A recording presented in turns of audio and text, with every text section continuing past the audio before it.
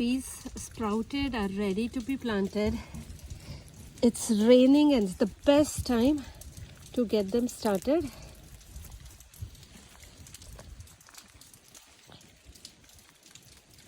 We Desis are so fortunate that we have got tons of seeds in our kitchen. It's because we use all the pulses, beans, there's so many things, peanuts that we can grow. But today we are going to grow these peas. You don't have to buy peas from the store. It's very easy. I always go to the kitchen cabinet, soak some peas, and look at these. I kept it in this kind of a, what is this called? Strainer. I had a lid on it, and in 2 days, look at the sprout. It has such beautiful sprouts.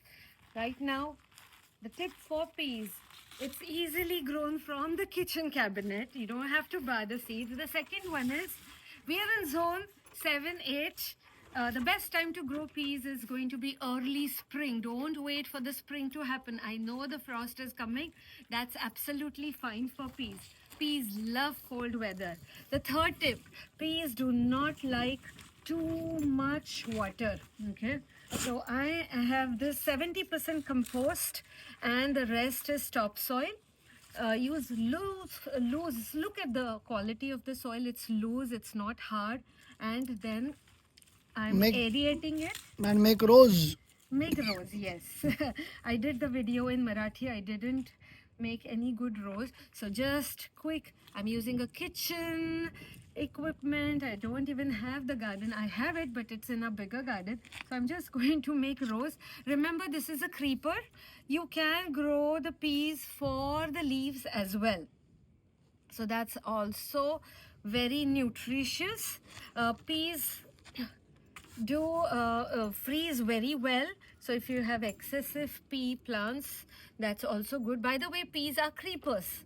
So ensure you have a spot where you get sunlight.